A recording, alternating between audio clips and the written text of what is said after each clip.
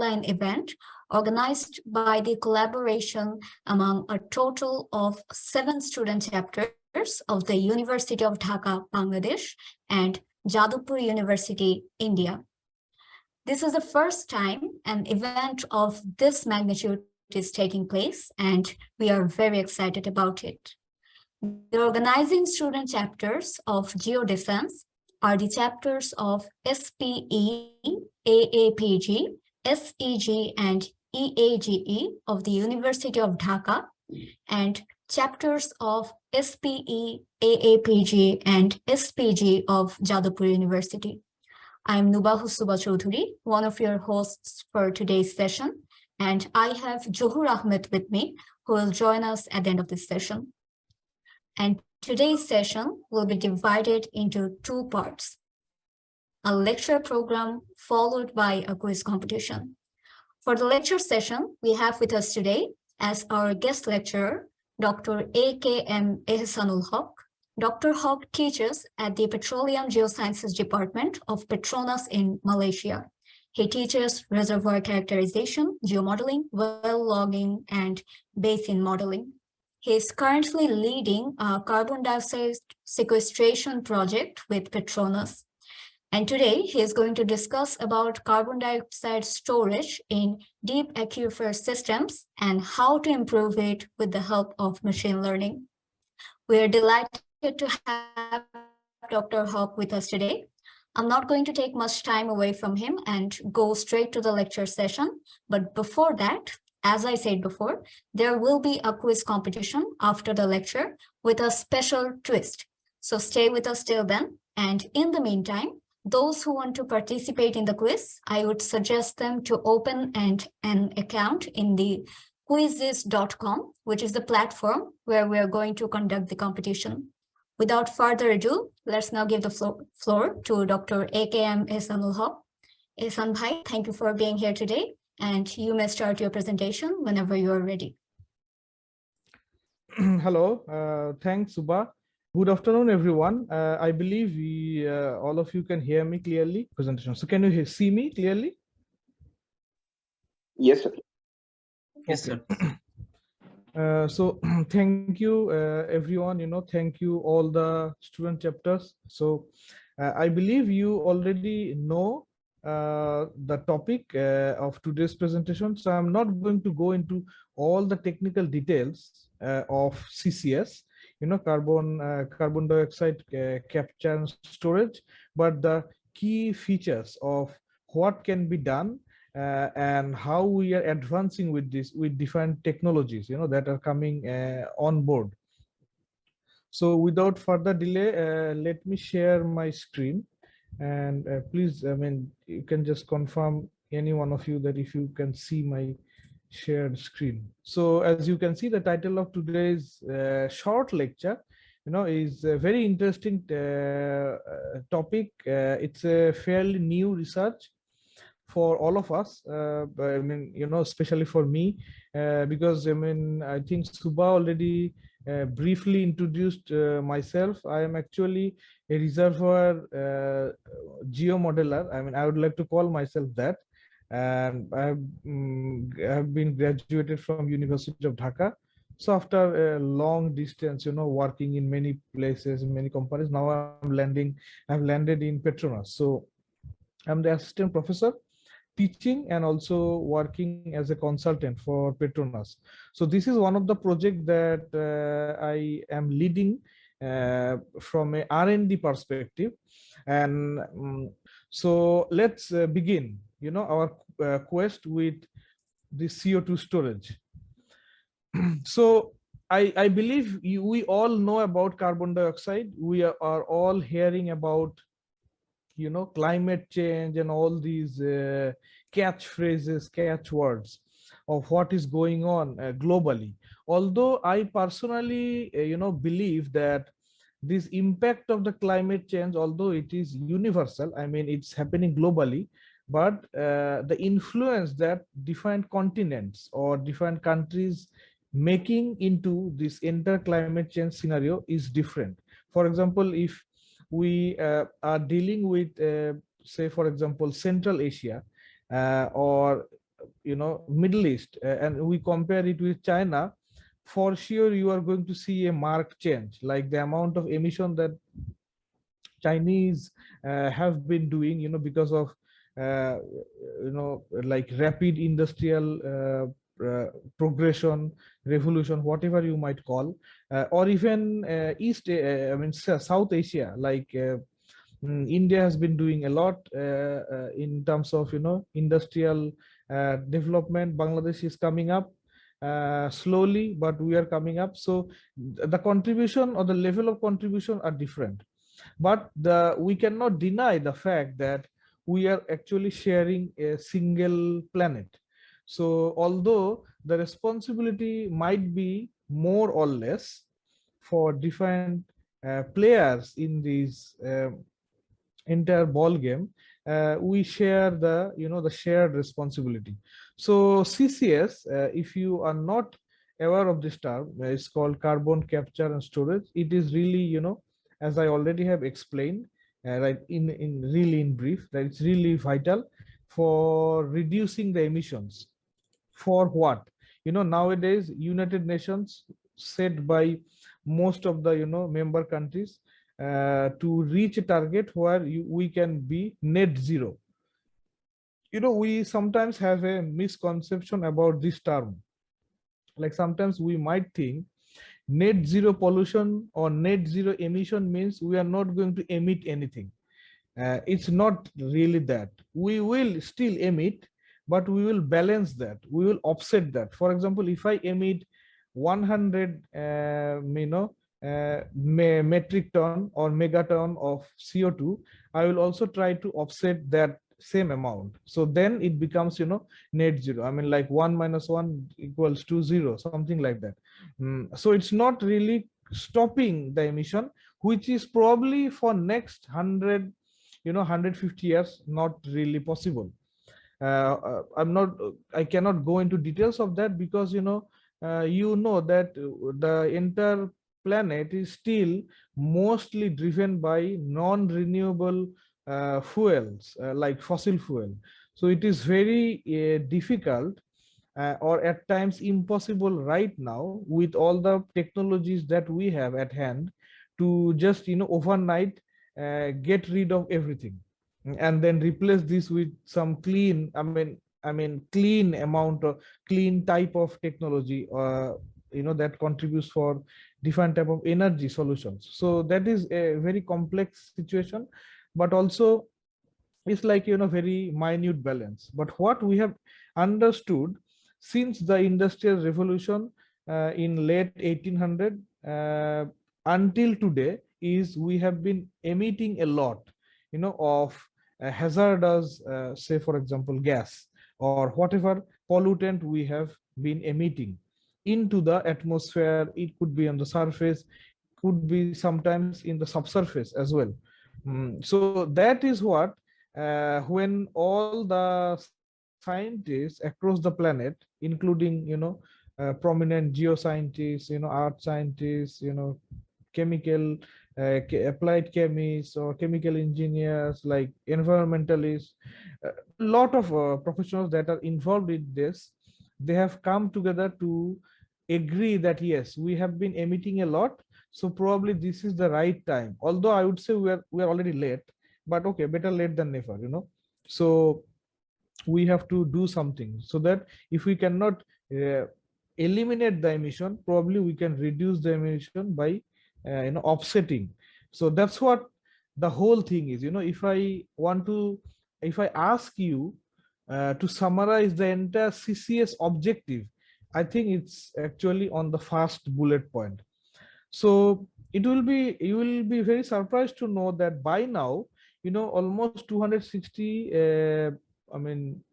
megaton of anthropogenic CO2 has been captured, because it has been on the on the pilot phases in different parts of the globe, and then some of these have been very successful. For example, if we take example of the North Sea, I think North Sea and especially Norway has been one of the pioneering countries that have been leading the world on this technology, or the offset of technologies that are coming for CCS, capture and storage, and the other continents are actually following. USA is also coming up, and lately, Japan is coming up, and like now I'm working in Malaysia, I can see Petronas is really gearing things up, because in Malaysia and Malay Basin, we have some really good, reservoirs or aquifers where you can actually inject a massive amount of CO2. So it's we are still working on that. So the main role for the CO2 storage is, multi-gigaton storage of CO2. Why? Because I think we all know about that, to reduce the emission. So according to the, International Energy Agency, this is the, this is probably a mathematical model that has been done by IEA, that to come to a desired conclusion of what we have been expecting in storing CO2, we need to, store almost 2.3 gigaton of carbon dioxide, and it has to be by 2060.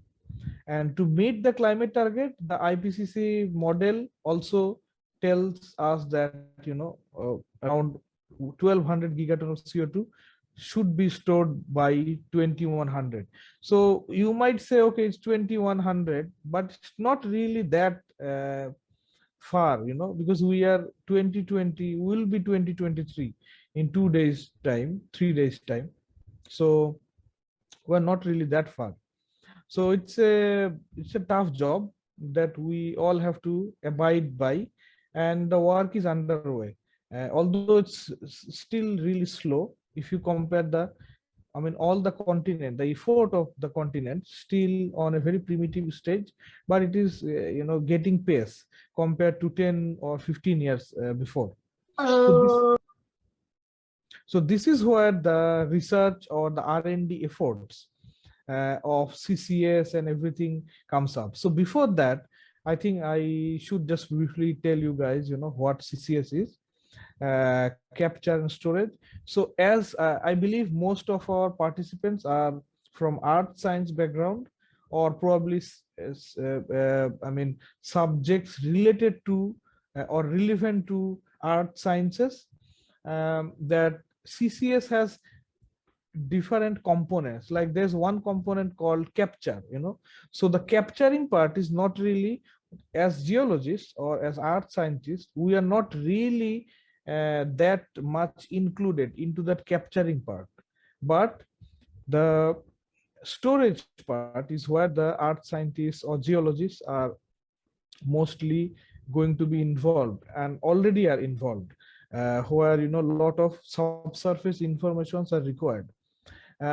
So if I would like to just briefly explain what this storage thing is, the first thing you need to know is the elements. Like I believe most of you know about the petroleum systems or the petroleum system elements. For example, I'm sure you have heard about,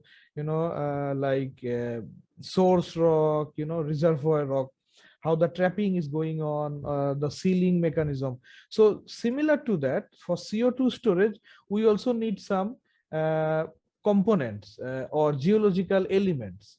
So one is the depth itself, and second is the location and the capacity. The depth is very crucial because CO2 is a very sensitive sort of, liquid, whatever you might call it. It behaves as a liquid in supercritical temperature and pressure, but it in natural, in normal temperature, it is a gas that we are mostly aware of. So this carbon dioxide, if you are from 600, 700 meter to, depths to greater than a kilometer, like 1,000 meter, it's really optimum for the storage of CO2, because it needs the CO2 to be stable in the subsurface, because as CO2 is a sensitive gas or fluid, in depending on the temperature and pressure it is in, you have to be very careful about containing this. So this location, depth and capacity is, these are really important. Location is going to be very important because you need to store CO2 in a reservoir or in an aquifer which can hold the the molecules of CO2 within its pore space. So when I'm talking about pore space or porous, percentage of porosity within your aquifer or reservoir, you should, I'm sure you immediately know that it would also require a top rock, which we can call as cap rock. Why? Because so that within the porous space, the carbon dioxide stays trapped and it doesn't get into the surface, because then our whole objective is going to be, jeopardized, because we want this CO2 to stay at least few hundred years, if not more, to be stored stably in the subsurface. So there are different targets, like from onshore, as you can see from the sketch, from onshore and also from offshore. The most desired target that we target to is the saline formation, where we can store potential CO2. We also use CO2 for EOR. I'm sure most of you have heard about this, enhanced oil recovery, and this number 2 actually have been used by oil and gas industry for many years now. So this actually is an advantage to the current condition, because oil and gas industry is actually contributing in giving off all the available technologies, the knowledge, the know-hows of how we have been injecting CO2 for oil recovery. Yes, we are producing oil, but at the same time, the void that the oil is leaving in the subsurface is immediately being taken by the CO2 that is injected. So it gives you two benefits. You can inject carbon dioxide, at the same time, and also produce oil. I mean, as I said in probably first 5 minutes of my presentation, that we cannot, ignore the fact that we are still producing oil and gas, and we will be producing this oil and gas for at least, this is my prediction, at least next 100 years, if not more, because the way or the pace of bringing in the renewable energies or technologies also involves a lot of subsurface or geological inputs. So, and also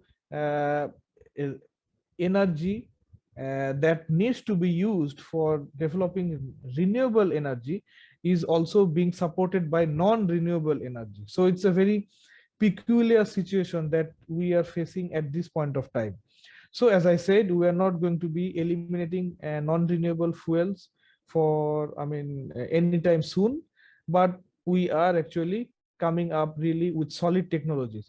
And the third one is the depleted oil and gas reservoirs. Like, for example, if you have a hydrocarbon reservoir that has been depleted, the seal and the trapping mechanism is really good, and this data from seismic, 3D or maybe 4-dimensional seismic. With time, you shot new 3D seismic and see the structure, the integrity of the seal and all the petroleum system, and and you are sure that the aquifer that is now depleted of hydrocarbon is safe to hold or to host the carbon dioxide. Then we will also be using these depleted reservoirs for storing carbon dioxide. So that is another option as well. So yes, storage rocks, no doubt about that. So we basically need two different rock components. One is a reservoir and the other one is cap rock. So reservoir, so this reservoir is similar to have hydrocarbon reserve in place in the subsurface, but the only difference is when we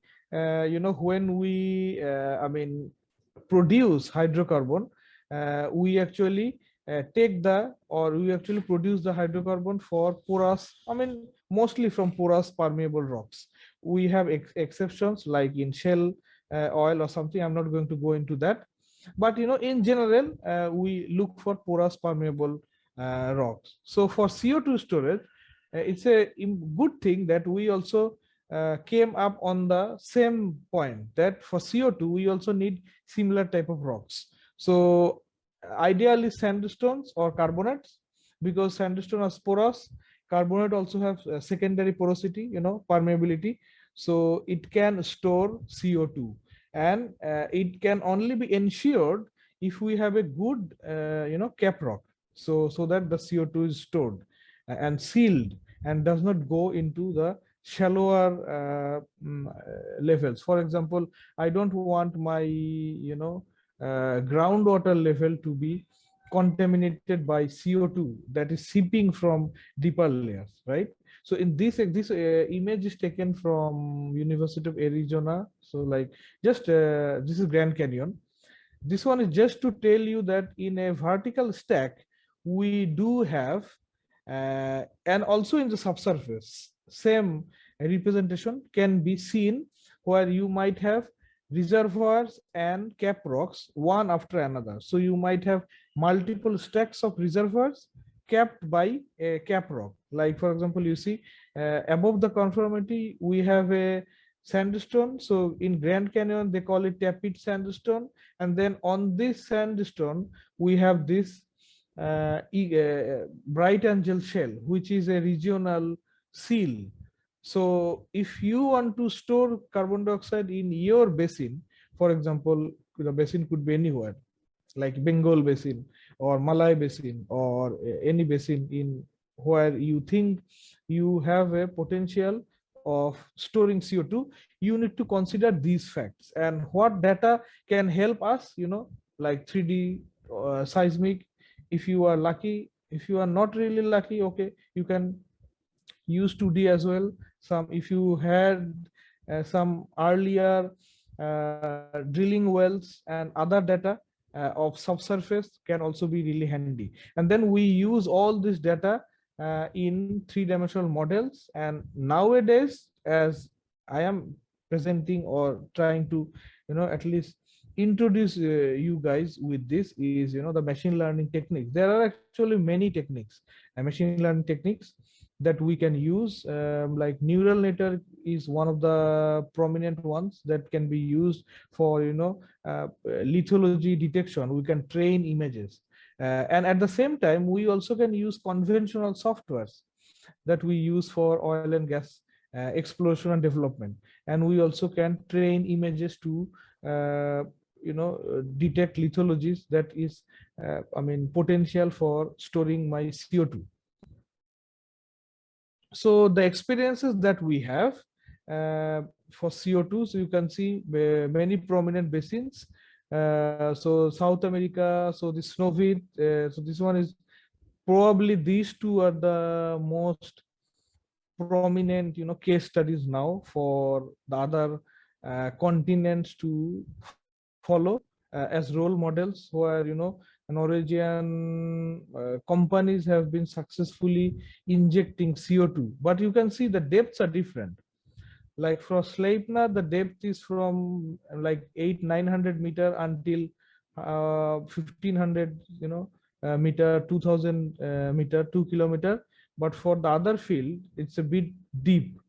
But the main factor that we need to consider is the temperature and the pressure regime for the CO2, because as I already have said that CO2 is very sensitive to temperature and pressure. So you have to be really careful about storing the CO2 in depths that are suitable for it. It might change, but with additional data or with subsequent data that you have at hand, you will probably know, and with experience we will know. So the main objective for me to share this image is to tell you that this depth is varying. It can be varying for different basins. So this is South America, this is North Sea, you can see Japan, then Australia. Gorgon is I think probably one of the biggest gas field in Australia. So they are also injecting CO2 in deeper aquifers or reservoirs. Canada, USA, so many countries are coming up. Malaysia there are a couple of storage that is going on. I mean, I could not share because of confidentiality issues, but probably in future, maybe if we can host a dedicated session for this, maybe I can share some really cool models that we are making in how the CO2 is being stored and injected in suitable layers. So the other storage that is happening already, if you remember in the earlier slide, I said we are also using CO2 for enhanced oil recovery, EOR. So we can also inject CO2 and also produce my additional hydrocarbon. So it gives us two benefits.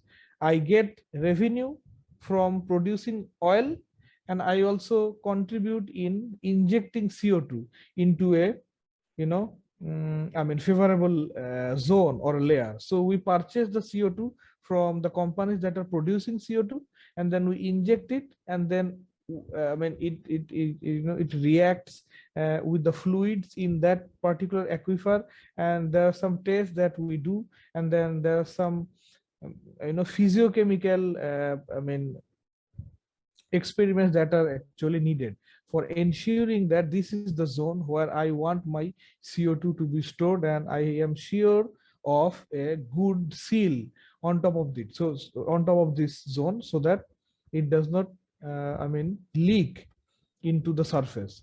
So the scaling up of CO2 storage is going on everywhere, and by now that until 2050, this is the goal that has been set for getting at least 1,000 storage sites, estimated 30 to 60 each year until 2050. But unfortunately, I would say that up to now we are still not meeting this requirement.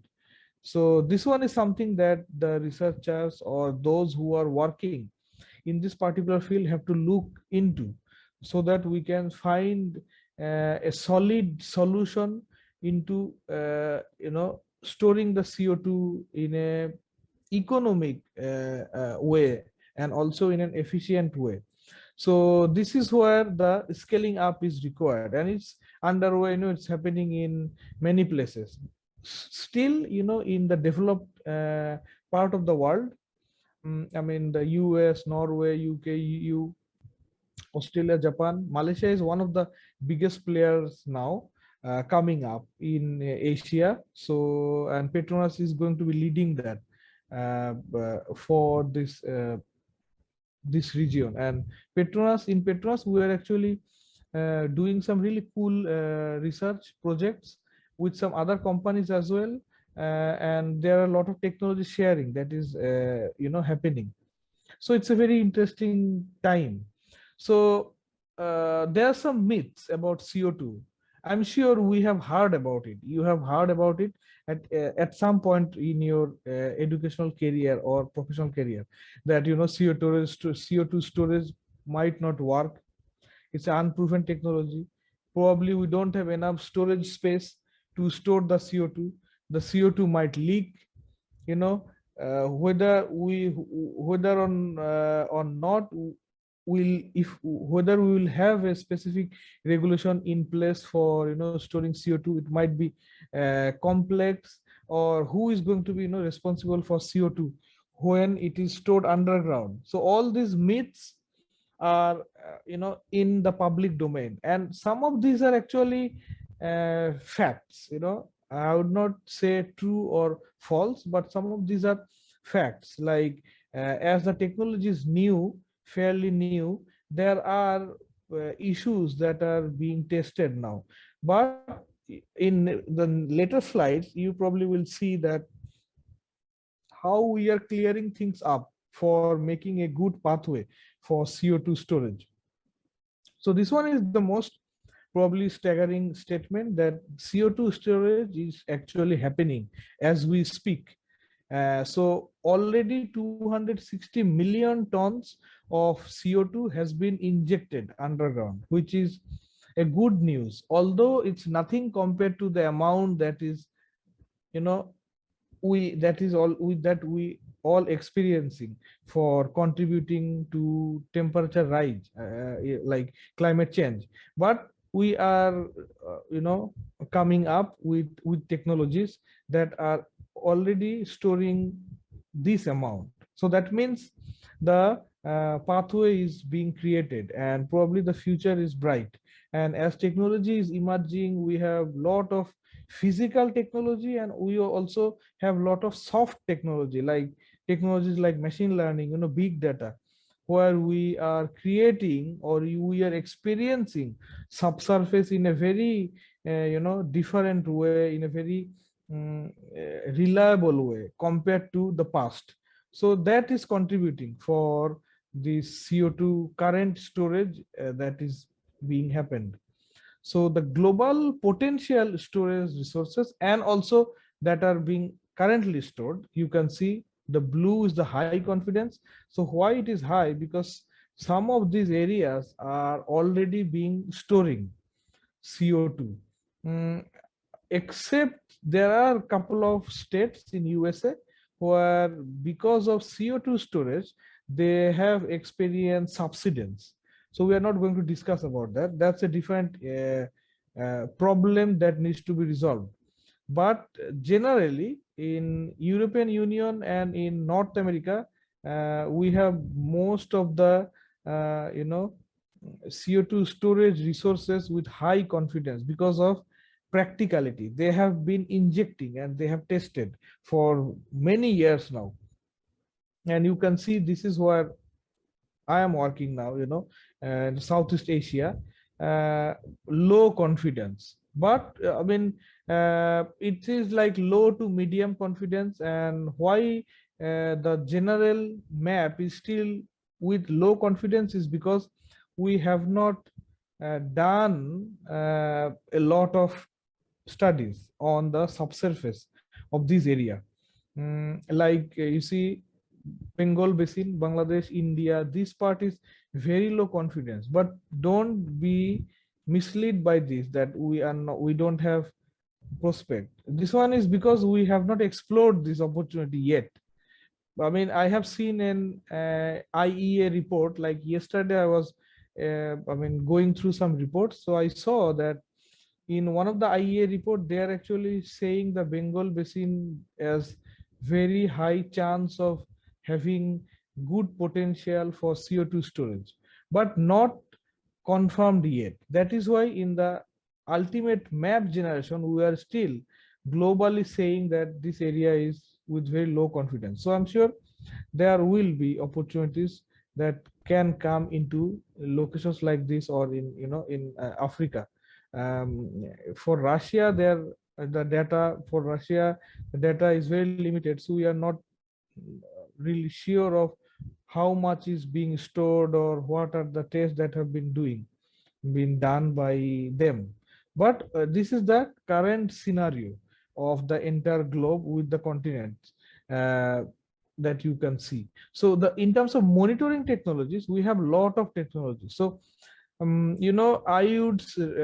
would rate the monitoring technologies higher compared to the storage technologies, because monitoring technologies also are getting a lot of input from existing oil and gas exploration development, because oil and gas industry have contributed a lot by introducing really advanced technologies, from late 50s until now. So many of these technologies can now be used for monitoring the CO2 storage, and the condition of CO2 in the subsurface and how it is behaving. Like one of the easiest example could be 4D seismic. Then we have some EM techniques. We have some satellite interferometry techniques, like I think there have been a instance, although probably will not be sharing details of that, but there has been an instance where we are now working closely with a company using machine learning and also satellite interferometry to see the potential CO2 leakage across the surface. So for example, if you have some already existing location where you are injecting CO2 for 10 years, 15 years, using satellite interferometry, we can guess, or we can assume with relatively higher confidence that if there are locations where you might have leaks of CO2, and then you can work on that to come to a solution. So we have technologies for surface atmosphere, we have technologies for subsurface, downhole technologies, like if you have wells drilled and we have CO2 storage sites nearby, you can use the already drilled wells and some geophysical tools, and use some downhole gauges for measuring CO2, I mean intensity, or the limits of CO2, or the mobility of the CO2 within the aquifer. A lot of things can be done. So it's really, I would say, for young, those of you that are studying geoscience, earth science now, I think for you, future is really bright. And for geoscience, I think future is really, really bright. On the contrary of many who have been saying that geoscience probably might have a downgraded future, I would say the opposite, that geoscience has a brighter future compared to many other sectors or subjects, because of a lot of new technologies that are being infused with earth science. So, and the existing technology that we already have can contribute in many things, like from CO2 storage to climate change models and a lot of things. So I believe these, to know about all these details, to be aware of it, can only help you guys to get onto the desired profession that you want to land in. Like for example, when I was studying, I really wanted to work in oil and gas industry. Who knows, maybe when you will be graduating, or maybe you as a young professional would like to be in R&D, or in a industry where CO2, the CCS industry is progressing. So instead of being with oil and gas, you use the same knowledge with some added and like add-ons, like some programming skills, some added understanding of CO2 storage and capture technology. You can be probably ahead of many other because you are from an art science background. So that is probably one of the brightest things, or one of the advantages that art science graduates will have from now to the near future. So this is one of my objective for presenting or for sharing the CCS. So we definitely need a lot of regulations in place so that it stays safe for us, for our societies, and for the planet. So that there will be a time when we will start injecting, and then there will be a time when we will start to monitor how the CO2 is behaving, whether it is stable in the subsurface or not. Is there any places where it is leaking? If not, how is it behaving with the rock, like fluid rock interactions in the subsurface? So there are many aspects. This is why I am always, every forum that I go, I am always advocating that geologists are going to get lot of jobs in future, not the other, not the opposite, that we are not probably going to get the job. I think we will get a lot of jobs because our fields are like expanding. We are getting a lot of knowledge, and we already have an added knowledge of earth science, so that actually helps us, and we stay a bit ahead of others in this particular field. And for next 50 to 100 years, or if not more, this CCS, climate change, sustainability, and the sustainable goals, everything related and connected to earth science is going to be flourished. And we as geologists or earth science professionals students, graduates are going to be contributing from our part. So would like to conclude this, that I believe you know now that CO2 storage is really well understood by now, proven also, permanent and safe technology. We are just advancing this technology with added technologies that are coming in place from different fields, not only from earth science.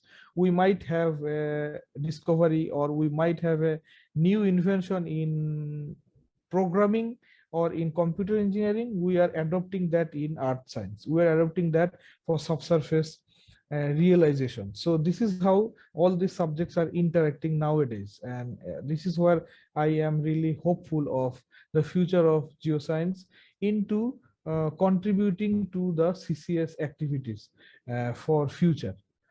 So yeah, I think this ends my lecture. So I don't know, should we start the quiz now or open the, probably before logging into the quiz, probably I might open the floor for some question and answer, maybe 5 minutes. I mean, up to the organizer. Bhai, there are some questions in the chat box. Oh, okay. Please, Johor, go through it. Sure. Yes, bhai. Okay. Thank you, bhai, for an insightful lecture program for so far. So there are already 2 questions in the chat box. I'm gonna read out the first one for you. Sure. First question is from Sajjad, and he's asking, does the CO2 injection contaminate the existing reservoir gas and its quality? Yeah, it's a very good question. It might contaminate. It might contaminate if your calculation is not really accurate, or if your model is not really accurate. Which model? I'm talking about the model where you are making a 2-dimensional or 3-dimensional model of a prospective aquifer or reservoir, which you believe is, devoid of any other interactions that might influence that particular aquifer. So it means the systems are in place and the key elements are physically occurring without intervention. For example, if you have a reservoir rock or aquifer, it has a good trapping mechanism, seal. You are sure that you don't have a fault that goes through it. That might leak your CO2, and then might contaminate, for example, a shallower reservoir which might have like groundwater, say, for example. So yes, it can contaminate, but you have to be very careful and accurate in developing the model, and then your quality, is going to increase. As I said, globally, the CO2 storage technology is on a global scale, is still on a learning phase. Like if I take Norway and US out of the equation, because they are ahead of the game compared to the rest of the world. So on an average, we are still learning. So I think we have to be careful on this, and a lot of collaboration is happening. So probably, as say, for example, as a researcher, if you work in a project like this, you will come across to situations where you have to tackle, questions like this. So Thank you so much. The question? I hope that answers the question. There's another question by Rohan Subba. He is asking that, what are the other recycling options other than EOR after CO2 is stored in the subsurface? The other recycling option is this one that I am presenting today, is the except EOR, which have been happening for many years now for enhanced oil recovery. Like we can directly inject CO2 with a exploratory well in a location where you might have depleted reservoir. Or if you don't have depleted reservoir, you might have an aquifer or reservoir that is suitable in, by suitable, all the elements are in place, set, and then can hold your CO2. and then you can store the CO2 in that particular layer. And there are some factors that we have to consider, like you cannot store CO2 in shallow layer. For example, I shared with all of you guys that you need porous permeable rock. Okay, now for example, if you want to store CO2 in Dupitila formation, which is very porous and permeable, it's not going to work, because yeah, it is porous and permeable, but it also has connectivities with shallower levels or other risk elements. So your system has to be watertight, so that you have a good trap sealing mechanism. It's not going to escape the CO2 into the surface, and then you can be sure that this recycling option is working. I mean, other than EOR.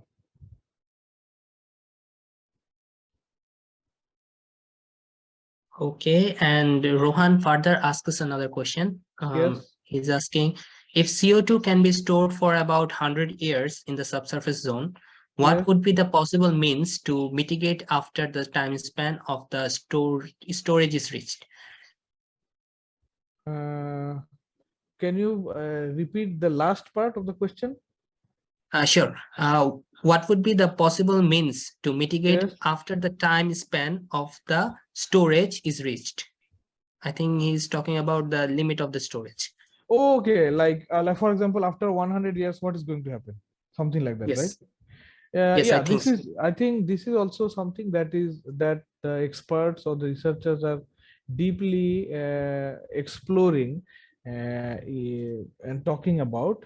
But there is one thing that I know from my point of view is, we are actually nowadays looking for storage which is not only 100 years secured, but is have really good seal mechanism, so that it can hold it for as long as we want. I mean, the most ideal condition is going to be for eternity, so that the carbon dioxide does not escape at all into surface. But that in reality might not happen. We might have some leaks, but that percentage of how much could leak after maybe 100 200 years is also being calculated or being modeled, so that if we consider the whole thing as 100%, we don't want a considerable percentage to leak, maybe only a little that I might allow.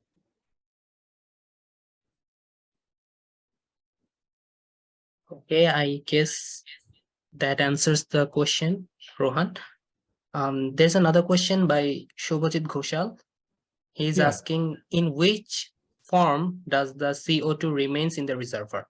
If this Okay. remains as gaseous form, may it be get leaked? Okay, this one is a very good question, and it's a very interesting question, because generally, if you see the CO2, I mean the element, the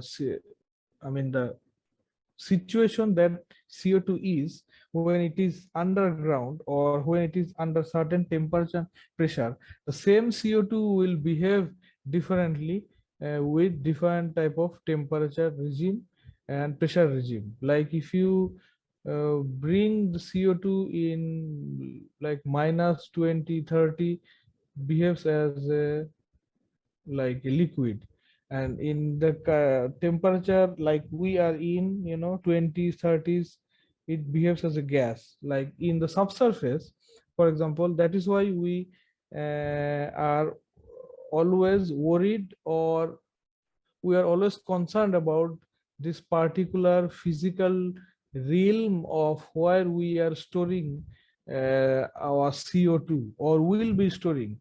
Uh, Meaning to say that, for example, if you have a good aquifer that you found from your seismic modeling, and you know that probably your aquifer is 1100 meters, for example, then you also need to calculate the temperature gradient on that level. So you calculate the temperature gradient, and then also and it's very easy to get the pressure regime as well. So taking into consideration the temperature and the pressure regime, if it becomes suitable, it might be gas. No, it can be gas. It can also be, liquid in the subsurface, depending, as I said, depending on the temperature pressure regime. In both the forms, we can store it. The only other factor that is required for you to be sure that it will not be leaked is the other, structural components of that aquifer or the other geomechanical components of the entire system, including the traps and the seal. Then you can be sure, or if not 100% sure, you can be highly confident on your entire system.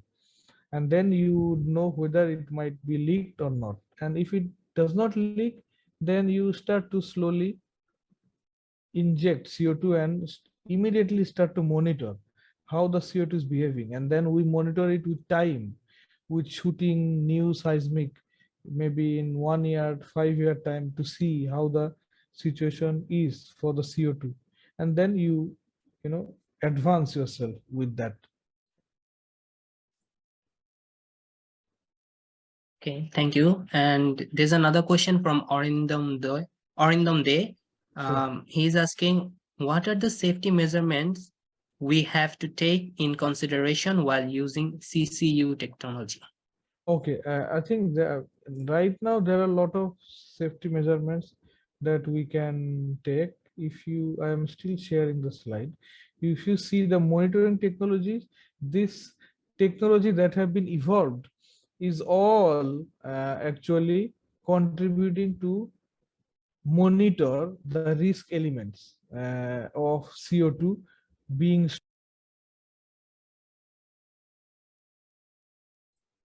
That is how we actually become sure, or we get higher confidence on understanding how the CO2 is behaving in the subsurface.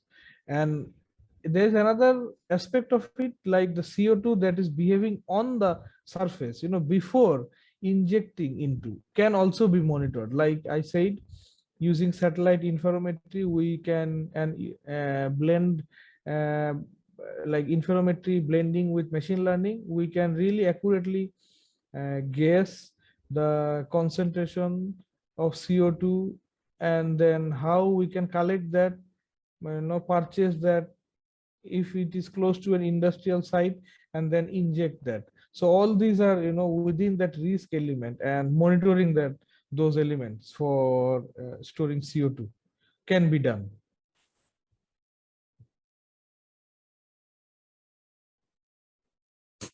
Thank you.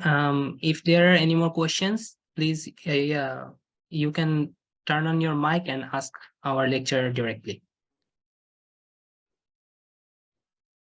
I think there are no more questions. Okay. So I think we're gonna end the question and answer session right now. You have to answer all the questions within the time, and each question has a unique time for itself. You have to answer within the time, and then you have to continue with the next question. Now there's the catch. The catch is, the quicker you will answer the question, the higher you will score. Meaning there is a 600 point on each question if you get it right. But there is an additional score that out of 400 points, which will be given depending on your response time. So if you score first, or if you answer first, then you will get more points for the time bonus. Now this will be a live quiz session, so you will have to answer as it goes, and our lecturer will continue to change the questions within due time. I will actually control it, because I will be the one who will click, and then you will get the next question. And from like this way, from first question until 15th question, and then you will get, it will be really exciting. I'm really excited to see how you guys perform, and you will see a leaderboard like as Johur explained. Yes, So- actually, I'm surprised. So, okay, I will share my PowerPoint screen. Thank you for this opportunity, Ehsan bhai, once again. Thank you. We can thank you enough, to be honest. No, So thank you very right much. now, okay, thank you, bhai. Right now, I'm going to request the participants of this program to turn on their cameras so that we can take a screenshot of the program that we have conducted right now. So I'm going to request everyone to turn on their cameras. Johur, Please. just one thing before Ehsan shared bhai, that sure. link. Yeah, I just shared another link. That one Yes, is yes, called actually CO2 data share. yes. So as Ehsan said before in his lecture or presentation, like Norway is ahead of this CCS thing. So they have a website. You can actually download many seismic soil and logs related to CCS. So if anyone interested, you can download. Like if you publish, you have to just acknowledge them. You know, it's like free data. So you can check that link and download those. Like they have like 5 different benchmark model and too many data. Yeah, too many data sets. So just follow that link, co2datashare.org. Yeah, I will also follow this link. Yeah, you can download Jamal many data sets from there. Yeah. Thank you, Jamal bhai. Like Thank you so much. That's a very useful tool for us to learn. What I think Ehsan showed, Snipenet benchmark model is there, 40 seismic is there. So this is a really nice data set. Yeah, Okay. thank you. Also, if anyone interested in something related to CCS or any publications or anything, you can send me an email. Yeah, I'll be available. Sure. Thank you. Thank you so much. Thank you, Jamal bhai. And okay, I am going to request to Jayed bhai or Maishapu to take the screenshots of the participants. Okay, done. Thank you. Okay, thank you so much, Jayed bhai. And thank you to everyone for being here with us in this program. Don't forget to participate on the next day's workshop that is tomorrow, and we'll be seeing you there. Thank you so much, and we're currently finishing our lecture program right here right now. Thank you so much, Ehsan bhai. Thank you so much, everyone. Thank you, everyone. Thank you, bhai. Thank you. Have a Thank you good. so much. Arigatou gozaimasu. Thank you. Have a good day and good night.